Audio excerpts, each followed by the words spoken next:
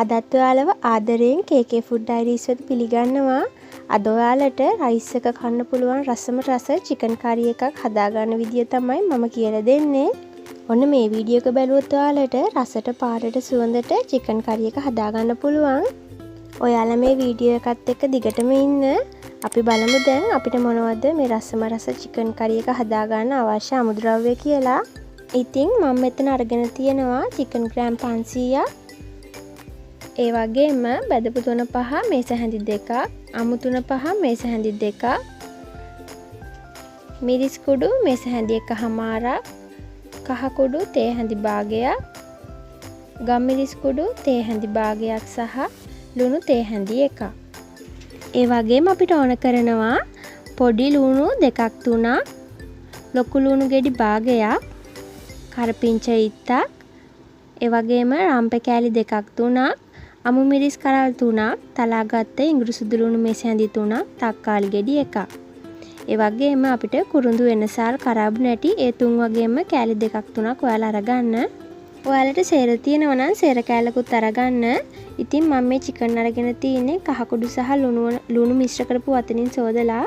අපි දැන් චිකන් ටික සීසන් කරගමු. මෙතන තියෙනවා ලුණු තේ හැඳි එකක්. ඒක එකතු කරන්න. ඒ වගේම කහ කුඩු තේ හැඳි එකක්. ඒකත් එකතු කරන්න. ඊට පස්සේ මේ තියෙන මම තලාගත්ත ඉඟුරු සුදු ලුණු මේ ටිකේ යුෂ ටික තමයි අරගන්න ඕන. යුෂ ටික අරගෙන ඊටු ටික පැත්තකින් තියාගන්න. ඊට පස්සේ අපි මේක හොඳට කලවම් කරගන්න ඕන. තව විනාකිරි තේ හැඳි භාගයකුත් මේකට එකතු කරන්න. දැන් ඔයාලා මේ විදියට හොඳට කලවම් කරගන්න ඕන. අපි එකතු කරගත්ත ඉඟුරු සුදු ලුණු මිශ්‍රණය, ඒ වගේම කහ කුඩු ඒව හොඳට මේකට උරා ගන්නකන් චිකන් වලට ඔයාලා මේක හොඳට කලවම් කරන්න ඕන. හොඳට කලවම් කරලා ඊට පස්සේ ඔයාලා මේක වහන්න ඕන. වහලා මේක සීසන් වෙන්න විනාඩි 10ක් 15ක් තියාගන්න ඕන. ඔයාලට ඊට වඩා වැඩි වෙලාවක් තියාගන්න පුළුවන් නම් තවත් හොඳයි. අපි විනාඩි 10ක් විතර තියාගමු. දැන් ඔයාලා මෙන්න මේ වගේ භාජනයක් ලිපේ තියලා එක ටිකක් රත් වෙනකොට මිරිස් කුරු ටික එකට එකතු කරගන්න. මිරිස් කුරු ටිකයි තුන පහ කුරු ටිකයි ඒකට එකතු කරගන්න. දැන් ඊට පස්සේ ඒ ටික හොඳට බැද ගන්න ඕන. විනාඩි 2ක් වගේ හොඳට බැද ගන්න. ලිපේ ගින්දර ගොඩාක් අඩුවෙන් තමයි තියෙන්න ඕන. ඉතින් මෙහෙම බැදගත්තට පස්සේ අපේ චිකන් එකේ පාට අපිට ලස්සන පාටක් අපිට ගන්න පුළුවන්. ඉතින් මේ විදිහට විනාඩි 2ක් විතර බැදගෙන ලිප ඔෆ් කරලා මේ වගේ භාජනයකට එකතු කරගන්න. දැන් අපි මේ වගේ මැටි භාජනයක් ලිපේ තියලා එක ටිකක් රත් වුණාට පස්සේ අපි තෙල් එකතු කරගමු. දැන් අපි තෙල් ටික රත් වුණාට පස්සේ අපි තලාගත්ත ඉඟුරු සුදු ලුණු ටික එකතු කරගන්නවා. ඒ ටිකත් එකතු කරලා හොඳට විනාඩියක් විතර බැද ගන්නවා. මේ ටික ගොඩක් වෙලා බැදගන්නේ නැහැ. යන්තමින් බැද ගන්න ගමන් එන සාල් ටික, කුණුදු ටික, ඒ වගේම කරාබු නැටි ටිකත් අපි එකතු කරගන්නවා. ඒ වගේම ලොකු ලුණු, පොඩි ලුණු, කරපිංචා, රම්පි ටිකත් අපි මේකටම එකතු කරගන්නවා. ඒ ටිකත් සේරම එකතු කරලා අපි විනාඩියක් විතර හොඳට බැද ගන්නවා. ලිපේ ගින්දර ගොඩාක් අඩුවෙන් තමයි තියෙන්න ඕන. ඉතින් ඔයාලට මේ වගේ මැටි හට්ටියක් ගන්න පුළුවන් නම් ගොඩාක් හොඳයි. මේ වෙලාවේදී නම් ගොඩාක් සුවඳයි. මේ විදිහට විනාඩියක් විතර බැදගත්තට පස්සේ අපි කලින් බැදගත්ත මිරිස් තුන පහ ටික මේකට එකතු කරගන්නවා. ඒ ටිකත් එකතු කරලා බැදපු තුන පහ ටිකත් මේ විදිහට එකතු කරගන්නවා. ඊට පස්සේ අපි මේක හොඳට කලවම් කරගන්නවා. කලවම් කරගන්න අතරතුර විනාඩි 2ක් 3ක් විතර හොඳට බැද ගන්න ඕන. මේ වෙලාවේ ලිපේ ගින්දර අඩු කරලා තියෙන්න ඕන. මේ වෙලාවේදී අපි සීසන් වෙන තියාගත්ත චිකන් ටික අරගන්නවා. මේ විනාඩි 15කට පස්සේ මේ චිකන් ටිකත් අරගෙන මේක හොඳට එකතු කරගෙන අපි කලවම් කරගන්නවා. ඉතින් අපි එකතු කරගත්ත තුන පහ ටික හොඳට චිකන් වලට අල්ල ගන්නකම් අපි මේ විදිහට හොඳට කලවම් කරගන්න ඕන විනාඩි 5ක් විතර.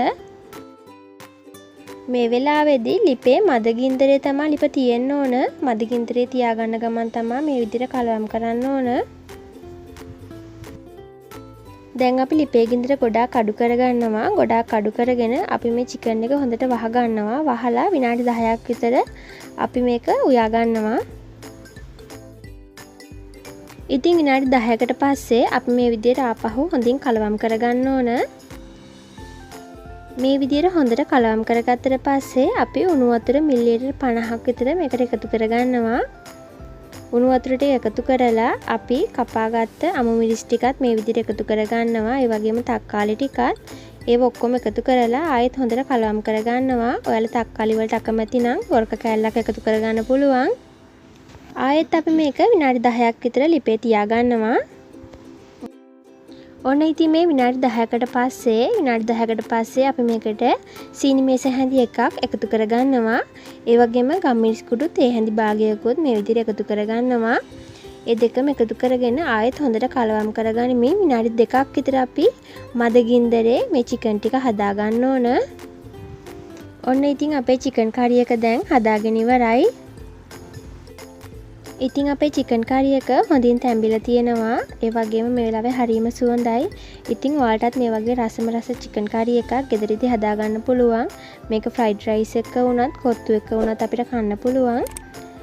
ඉතින් ඔයාලත් මේ වගේ රසම රස චිකන් කරි එකක් ගෙදරදීම හදලා බලන්න.